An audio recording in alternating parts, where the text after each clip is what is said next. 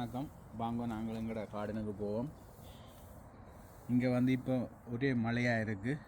2 நிமிஷம் மழை பெய்யும், நல்ல பெரிய மழையாக பெய்யுது, ஒன்று பெய்யுது. மற்ற இந்த பூவை பாருங்க எவ்வளோ பெருசாக இருக்குது. ஆனால் இனி வந்து இப்போ குளிர் வரப்போகுது. குளிர் வந்தால் இதெல்லாம் இல்லாமல் போயிடும். அதை நினச்சா தான் கவலையாக இருக்குது.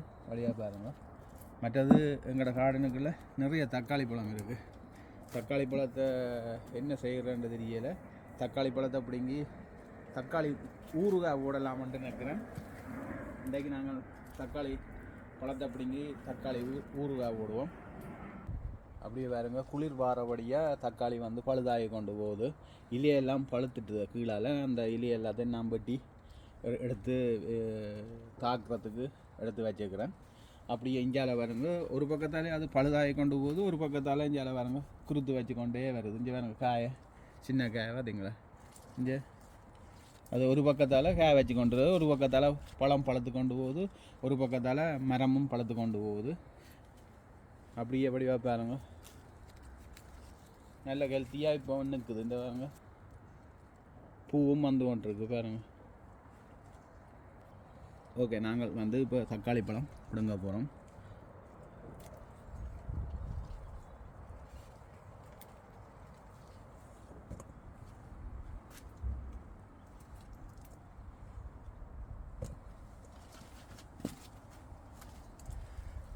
தக்காளி பழத்தை பிடுங்க ஆசையாக தான் இருக்குது. நல்ல நிறம் பாருங்க, நல்ல கலராக இருக்குது.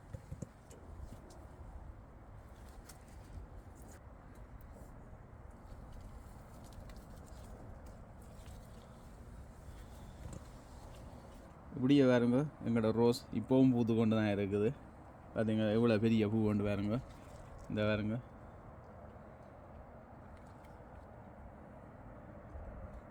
அப்படியே கத்தரி ஏன் பாருங்க, இங்கே பாருங்க இவ்வளோ ஹேர் கண்டு பாருங்க. இங்கே இந்த பாருங்க இலையிலையும் பாருங்க, நல்ல ஹெல்த்தியாக இருக்குது பாருங்க. அப்படியே இந்த பைத்தங்கொடியை பாருங்க, என்னங்க பைத்தங்காய் இந்த நீளத்தை பார்த்தீங்களா. இந்த அப்படியே பைத்தங்கொடியும் அப்படியே பாருங்க, எவ்வளோ நைஸாக இருக்குது. ஆனால் குளிர் வர்றது அதுதான் ஒரு கவலையாக இருக்குது. இல்லாமல் போய்டும். இவ்வளோ நாள் நாங்கள் வந்து மரக்கறி வாங்கலை. இனி என்ன இந்த மாதம் அடுத்த மாதம் 15ஆம் தேதி பிறகு இல்லாமல் போயிடுமென்று நினைக்கிறேன். அதுக்கு பிறகு தமிழ் கடையிலவே எங்களோட மரக்கறிகள் வாங்க வேணும் போல கிடக்கு.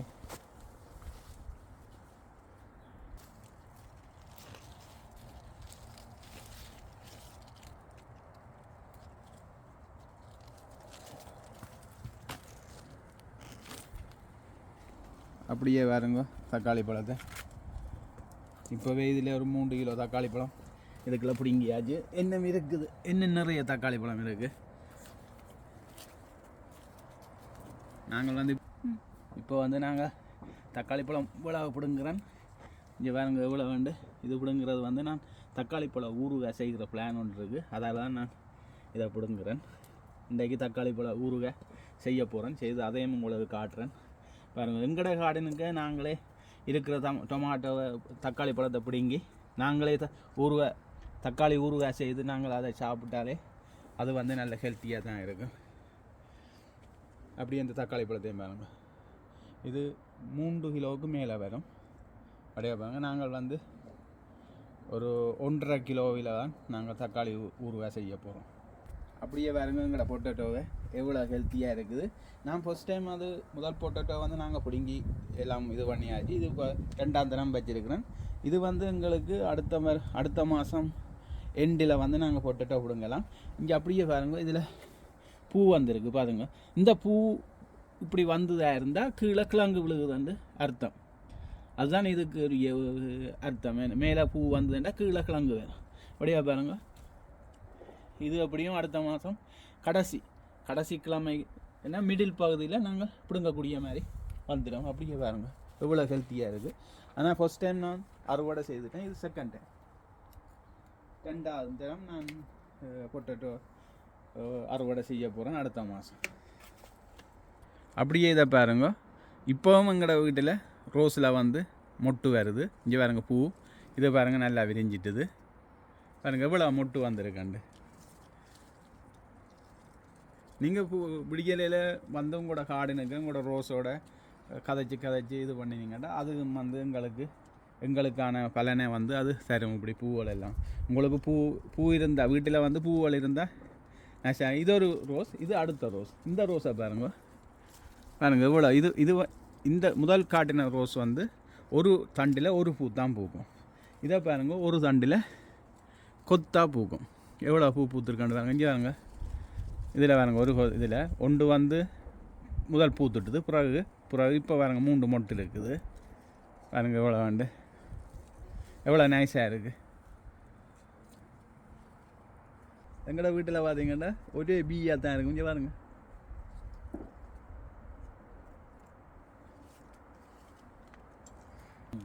அப்படியே பாருங்க எங்களோட நிலத்துக்குள்ள இந்த பீ வந்து நிலத்துக்குள்ளே போய் வருது. ஆனால் நிலத்துக்கு என்ன இருக்குன்னு தெரியல. வடிவா பாருங்க எவ்வளோ பீயண்டு பார்த்தீங்களா, எவ்வளோ பீயண்டு. எங்களோட கார்டன் ஃபுல்லாகவே பீ தான் இருக்குது. இப்போ சும்மா எண்ணினாலே தேனி, இந்த தேனி வந்து எங்களோட கார்டனுக்கு ஃபுல்லாக தேனி தான் இருக்குது. எண்ணினா 1000க்கு மேலே வரும். படியாக பாருங்க தேனி எவ்வளோ தேனியண்டு பாருங்க. இங்கே இதுக்குள்ளால உள்ள போகுது அப்படியே. இந்த பாருங்க,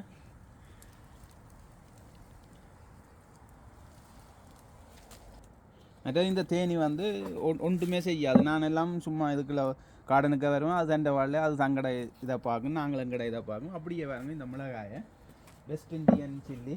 எனக்கு முதல் இது வந்து பாருங்க பாருங்க. நான் வந்து போன வீடியோவில் இது வந்து நாகான்னு சொன்னான். ஒரு என்னுடைய அந்த வீடியோவில் வந்து ஒரு ஆள் கொமெண்ட்ஸ் போட்டிருந்தது. இது வந்து வெஸ்ட் இண்டியன் ஹொட் சில்லின்னு சொல்லியிருக்கிறார். அதுக்கு பிறகு தான் நான் பார்த்துறேன் இது வந்து வெஸ்ட் இண்டியன் சில்லி தான். நான் இதில் வந்து ஒரு 25 சில்லிக்கிட்ட பிடுங்கி நான் கரைகளுக்கு இது பண்ணியிருக்கேன். பாருங்கள் இப்போவும் இருக்குது. இப்போவும் 15 சில்லிக்கு மேலே இருக்குது. அப்படியே பாருங்க இந்த மரத்தை போன வீடியோவில் சொன்னால் இது வெட்ட போகிறோன்ட்டு இன்னும் வெட்டையில். என்ன பிரச்சனைன்னா இது வெட்டுறதுக்கு கீழே பார்த்தா பாருங்க பொன்னாங்கானி கீழே இருக்குது, இஞ்சால இது இருக்குது. ஏணி வச்சு தான் வெட்ட வேணும். ஏன்டா இதை வந்து நான் ரவுண்டாக தான் வெட்டி இது பண்ணுறேன். மற்ற இதை வெட்டி வந்து நாங்கள் இந்த இலையை வந்து எறிகிறதில்ல. நாங்கள் வந்து நிலத்துக்குலாம் தாக்க போகிறோம். தாட்டு அடுத்த முறை பயிருக்கு இது வந்து பசலையாக அதுக்கு உரம் கொடுக்கும்.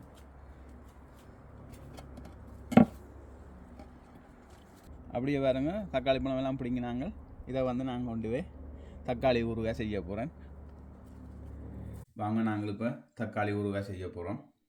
நல்ல வடிவாக கழுவி எடுத்த தக்காளி பழம் 1.5 கிலோ, 2 உள்ளிப்பூடு, 50 கிராம் புளி, யாழ்ப்பாணத்துலேருந்து எடுத்த புளி, கொட்டை இல்லாத துப்புரவான புளி, 1 டேபிள் ஸ்பூன் கடுகு, 1 டேபிள் ஸ்பூன் வெந்தயம், பெருங்காயம், நல்லெண்ணெய், மஞ்சள், உப்பு,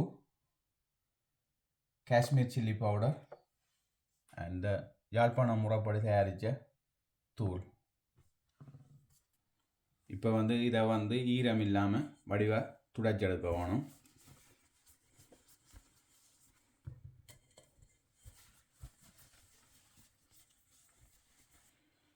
மற்றது என்னென்னா இதில் ஈரம் இருந்ததுண்டா தக்காளி ஊறுகாய் வந்து பழுதாக போயிடும்.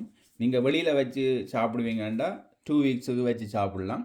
நீங்கள் அதே இது ஃப்ரிட்ஜுக்கு வச்சிங்கண்டா 4-5 மாதம் வச்சு பழுதாகாமல் வச்சு சாப்பிட்லாம். இப்போ தக்காளியை துளைச்சி எடுத்தாச்சு. இனி நாங்கள் வந்து இதை வெட்ட போகிறோம். இதில் வெட்டைக்க பாருங்க, இதில் வந்து இந்த மூள் இருக்குது. இந்த மூள் இருந்ததுண்டா ஊறுகாய்க்குள்ள அது வந்து ஹார்டாக இருக்கும். அதால் அந்த மூளை வெட்டி எடுக்கணும். இப்படி வெட்டி எடுத்தீங்கண்டா செஞ்சு பாருங்க.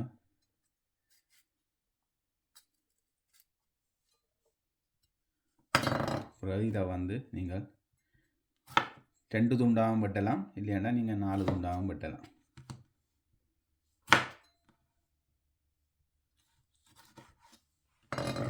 இப்போ வந்து தக்காளி பழம் வெட்டியாச்சு. அப்படியே எப்படி வாங்க, நாங்கள் வந்து அது செய்கிறதுக்கு அடிகனமான பாத்திரம் வந்து எடுக்கணும் சட்டி. ஏனெண்டா அது வந்து தக்காளி பழத்துக்கு வந்து நாங்கள் தண்ணி விடுறதில்ல, அது தெண்டவாடில் தக்காளி பழம் தண்ணியில் தான் அது அவிகிறது. அதுக்காகத்தான் அடிகனமான பாத்திரம் எடுக்க வேணும்.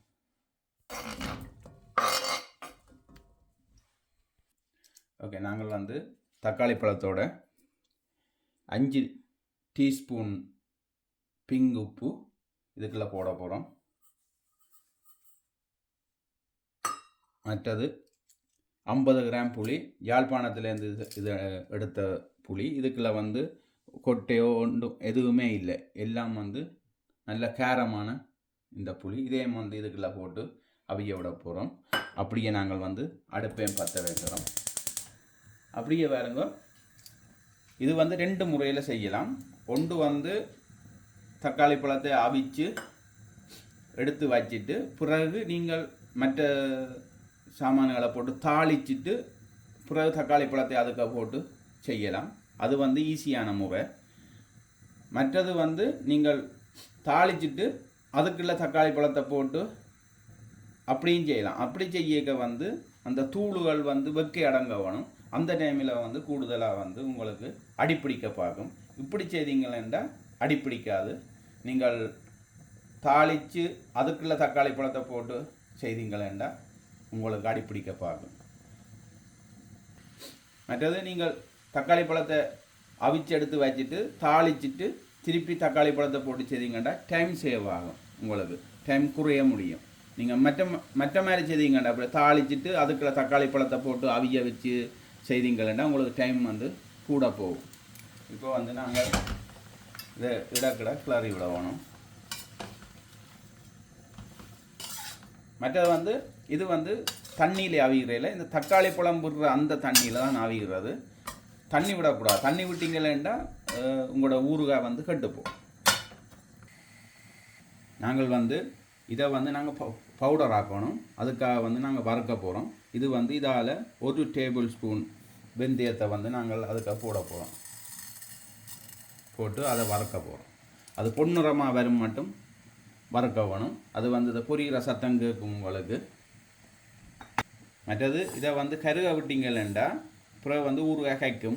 கருக விடாமல் இப்படியே நீங்கள் இது பண்ணி கொண்டு இருந்தீங்கன்னா அது கருகாது, பொன்னிறமாக வரும். நாங்கள் இது ஒரு பக்கத்தில் வறுவடுது, ஒரு பக்கத்தில் இங்கே தக்காளி அவிவடுது. நாங்கள் ஒரு பக்கத்தில் இங்கால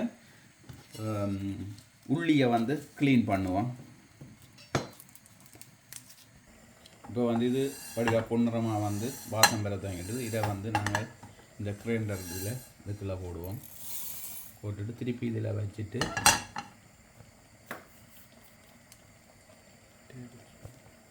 1 டேபிள் ஸ்பூன் கடுகு எடுத்து அதையும் நல்லா பொரியும் மட்டும், கடைசி கடுகு பொரியும் மட்டும் அதையும் வந்து நாங்கள் வறுப்போம்.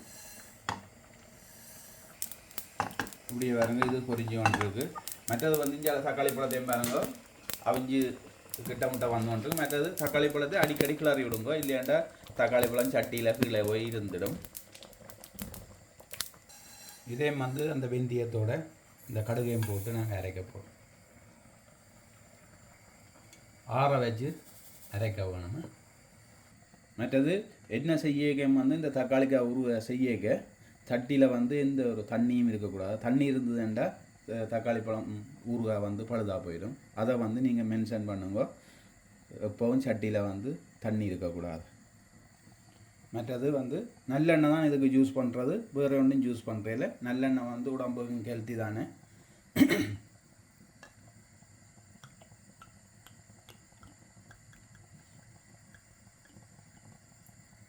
இது வந்து மெஷரிங் கப்பால் வந்து 1.5 கப்பு நல்லெண்ணெய் எடுக்க வேணும். இப்போ வந்து தாளிக்க போகிறோம். தாளிக்கிறதுக்கு தேவையான சாமான்கள்: 1 டேபிள் ஸ்பூன் கடுகு. மற்றது வந்து கடுகு வந்து நல்லா பொரியணும். பொரிஞ்சா பிறகு மற்ற சாமான் போடுவோம். இப்போ வந்து கடுகு பொரிஞ்சிட்டுது. அதுக்குள்ளே வந்து நாங்கள் 2 டீஸ்பூன் பெருங்காயம் போடணும். மற்றது வந்து கருவேப்பிலையிலையும் வந்து நீங்கள் கழுவி எடுத்து இது பண்ணணும். அதில் வந்து தண்ணி இருக்கக்கூடாது. அப்படியே மிளகாய், இந்த குண்டு மிளகாயண்டா ஒரு 20லேருந்து 25 மிளகாய் போடுங்க. மற்ற செத்தல் மிளகாயண்டா நீங்கள் உங்களோட தேவைக்கு ஏற்ற மாதிரி அதுவும் போடலாம், பிரச்சனை இல்லை. இது போட்டால் அந்த அதில் இருக்கிற சுவி எல்லாம் இதுக்குள்ளே போய் நீங்கள் சாப்பிடுங்க, நல்ல டேஸ்ட்டாக இருக்கும்.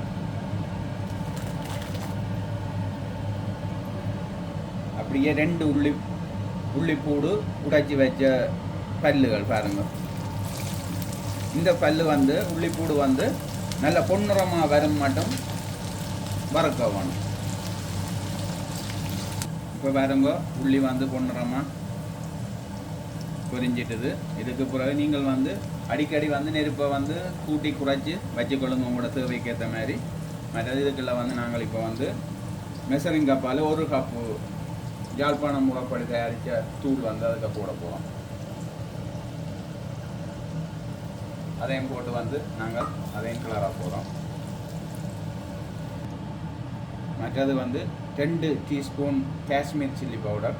காஷ்மீர் சில்லி பவுடர் என்னதுக்கண்டா அது வந்து கலருக்கு தான் இதை போடுறது. மற்றது வந்து நீங்கள் அடுப்பை வந்து தூளுகள் போடைக்க வந்து இப்போ சிலோவிலேயே விடுங்க, நல்லா குறைச்சி விடுங்க. ஏன்னா குறைச்சி விட்டால் தான் அது அடிப்பிடிக்காமல் நாங்கள் எடுக்கலாம். மற்றது 1 டீஸ்பூன் மஞ்சள் தூள். மற்றது வந்து நாங்கள் முதல் வந்து வறுத்து எடுத்து அரைச்ச வெந்தயம், அந்த கடுகு, அதையும் வந்து இதுக்கு போடுவோம். அதை இப்போவே வாசம் வந்து மூக்க துளைக்குது. இப்போவே ரைஸை போட்டு சாப்பிடணும் போல் இருக்குது. இப்போ வந்து இதை வந்து கிளறி கொள்ளுங்க. மற்றது வந்து இந்த தூளின் நாங்கள் இதுக்குள்ளே போட்ட தூளுகளின் பச்சை மணம் போக மட்டும் நீங்கள் வந்து இதை காய்ச்ச வேணும். அதுக்கு பிறகு தக்காளி பழத்தை இதுக்கு போடணும். ஏன்டா இல்லையண்டா நீங்கள் ஊறுகாயில் வந்து தூள் மணக்கும், பிறகு இந்த பச்சை மணம் மாதிரி மணக்கும். உங்களுக்கு தெரியும் தானே, உங்களுக்கு சமைக்கிறவங்களுக்கு தெரியும் என்ன மாதிரி அடுப்பு வளையம் வச்சிருக்க வேணுமாண்டு. சிலோவாகவும் விடணும், கொஞ்சம் கூட்டியும் விடணும். டைமுக்கு ஏற்ற மாதிரி நீங்கள் அடுப்பை வந்து குறைச்சி விடணும், டைமுக்கு ஏற்ற மாதிரி அடுப்பை வந்து கொஞ்சம் கூட்டி விடணும். அடுப்பு வந்து இப்போவும் குறைச்சபடி தான் இருக்குது. மற்றது வந்து இப்போ வந்து தூளின் வைக்க அடங்கிட்டுது. இப்போ வந்து நாங்கள் தக்காளி பழத்தை அதுக்கு காய்ச்சி வச்ச தக்காளி பழத்தை அதுக்கு விற்போம்.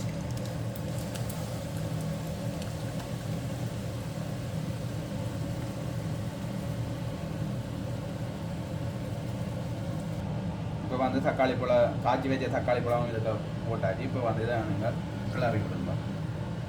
அடிக்கடி கிளறி கொண்டு இருக்கணும். அடிக்கடி கிளறணும். கிளறாம விட்டிங்கன்னா அப்படியே சட்டியோட தூக்கி தெரியும் தான் எங்கே போட வேணும்ண்டு. அதெல்லாம் வந்து நீங்கள் வடிவாக கிளறி கொண்டு இருங்க. நாங்களே ஏற்கனவே 3 தரம் காய்ச்சிட்டோம். இது 4ஆம் தரம் காய்ச்சிடும். ஒன்றும் இல்லை, முதல் காய்ச்சினத்துலேயே ஒரு கொஞ்சம் தான் கிடக்கு. நம்ம பிள்ளைகளுக்கெல்லாம் நல்ல பிடிப்பு இது. இதில் மற்ற மார்னிங்கில் வந்து உங்களுக்கு இலகுவான வேலை. மார்னிங்கில் பிள்ளைகள் உங்களோட ஆக்கள் யாராவது வேலைக்கு போகிற ஆக்கள்ண்டா ரைஸையும் போட்டு இதையும் கொஞ்சம் அதுக்குள்ளே போட்டு மிக்ஸ் பண்ணிவிட்டு கொடுத்து விட்டால் கொண்டு போய் சாப்பிடுவீங்கன்னா. மற்றது வந்து இது வந்து உடனே மிக்ஸ் பண்ணி போட்டு சாப்பிட்றதுக்கும் நீங்கள் மிக்ஸ் பண்ணி வச்சு ஒரு 1 hour 2 hours சாப்பிட்றதுக்கும் டேஸ்ட் வந்து வித்தியாசம். உடனே சாப்பிட்டாலும் டேஸ்ட் தான், ஆனால் 2 hours 3 hours அப்புறம் நீங்கள் சாப்பிட்டீங்கன்னா இன்னும் சுவையை வந்து கூடவாக இருக்கும், நல்ல டேஸ்ட்டாக இருக்கும். அப்படி நீங்கள் வெளியில் எங்கேயும் போய் சாப்பிட எப்போ வீட்டை போகணுன்னு இருப்பீங்க, வீட்டை போய் சாப்பிட்றதுக்கு திருப்பி.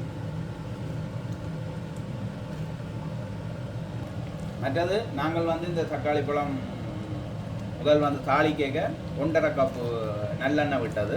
அந்த விட்ட நல்லெண்ணெய் எல்லாம் இப்போ வந்து இதுக்கு மேலே வந்து கொண்டிருக்கும். அந்த நல்லெண்ணெய் இதுக்கு மேலே வந்து அந்த நல்லெண்ணெய் படர்ந்ததுன்னா எங்களுக்கு எல்லாம் ரெடி ஆகிட்டுதுன்னு அர்த்தம். பிறகு நாங்கள் வந்து இதெல்லாம் ரெடியான பிறகு இதை நல்ல வடிவாக ஆற வச்சுட்டு நாங்கள் நல்ல ஒரு கண்ணாடி போத்தில் நாங்கள் அதை அடைச்சி வைக்கணும். மற்றது வந்து இதில் எனக்கு நீங்கள் பக்கத்தில் எனக்கு கவனமாக இருக்கணும். ஏன்னாண்டா வேறு குமுளாக வருது, அது வந்து தெரிச்சு பறக்கும். மற்றது அடிக்கடி கிளறி விடணும். கிளறி விடாமல் விட்டிங்கன்னா கீழே இருந்துடும்.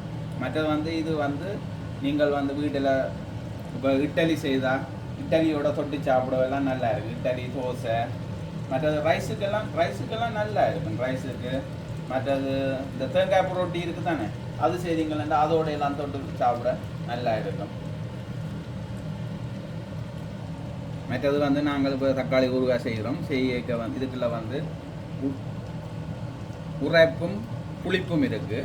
ஆனால் உரைப்பும் புளிப்போடையும் வந்து இனிப்பும் சேர்ந்தால் தான் அது டேஸ்ட்டை சுவையை கூடுதலாக கொடுக்கும். அதால் வந்து நான் கெண்டு கட்டி சர்க்கரையை தூளாக்கி அதை வந்து அதையும் இதுக்குள்ள நாங்கள் போட போகிறோம். அப்படி போட்டால் தான் எல்லாம் மூண்டும் சேர்ந்தால் தான் அது வந்து நல்ல சுவையாக கொடுக்கும்.